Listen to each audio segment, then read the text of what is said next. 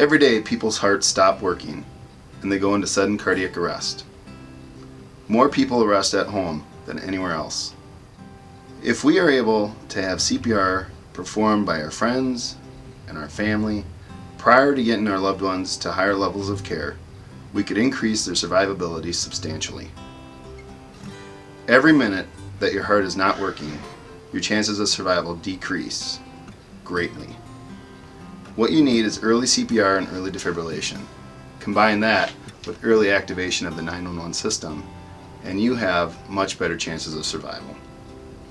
If you have a defibrillator close by, are trained in how to use it, perform CPR along with using it, your chances of getting your patient's heart going again in the Twin Cities here are at least at a 50% rate, which is 25% higher than the national average.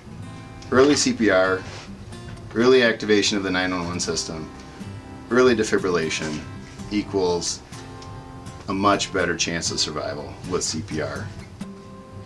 CPR is easy. Look to see if the person is awake or not. If they're not awake, go check to see if they're breathing. If they're not breathing, you don't notice their chest moving, start compressions. 100 compressions a minute is what you need to do. Sure. There's an easy way that you can figure this out with doing CPR. Really good way to know how many beats a minute that you're doing is keep the song in your head from the Bee Gees. Staying alive, staying alive, staying alive, staying alive. And that'll get your CPR going to 100 beats a minute. So early CPR, early activation of the 911 system, and then your patient will have a much better outcome. You don't have to breathe for them anymore. Hands-only CPR is just fine. The reason for that is when a person's heart stops, we have a lot of oxygen in our system, and we have more oxygen than we need. So when we're doing CPR on them, we don't necessarily need to be doing the breathing aspect to them. So just compressing their chest, getting that heart going, moving that blood around is going to be what that patient needs. So if you can do that aspect alone, you're going to increase that person's chance of survivability. Saving your friend's life, saving your husband's life, saving your wife's life, saving the life of your child, or a perfect stranger is as easy as learning the steps of CPR, activating the 911 system, and then performing what you know. You can save a life if you learn the steps. Please come join us on Saturday, January 25th for a CPR training day at the Coon Rapids VFW from 11 a.m. to 3 p.m.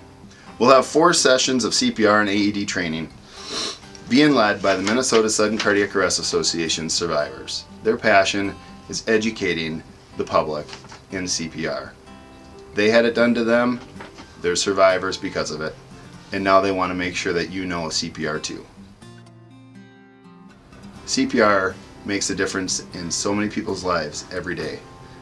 Are we always going to get them back? No. But if you do CPR, they have a much better chance.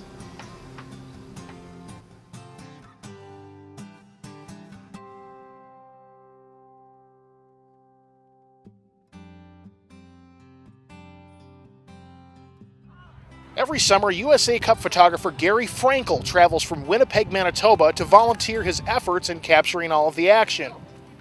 But his annual vacation to USA Cup turned into a nightmare last year when he suffered a near-fatal heart attack the day before the tournament began.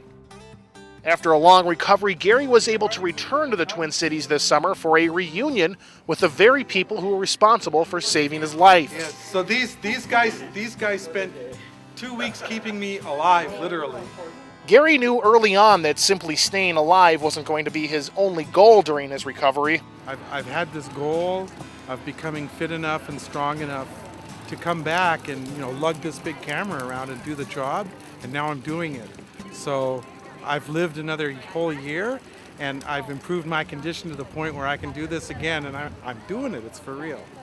And now that Gary is back in action, he has the unique opportunity to repay one of the many doctors who saved his life by shooting pictures of his son's soccer team at USA Cup. It's great to see him up and about, fully functional, and doing what he does, which is photography, when for a while there it didn't look like he'd be here. So it was pretty amazing. I have so many new friends now, and it's kind of neat because a lot of them have a lot to do with me still being alive, which is interesting at the very least, but it feels great. I mean, what more could a guy ask for than to be alive and be here working at USA Cup? He got to see my camera when it looked more like this. Now it looks like this. So the USA Cup people actually came and saw me in the hospital. So they didn't wait, I was still IVs and everything else hanging out of me, beep, beep, beep on the machines. And so you're coming back next.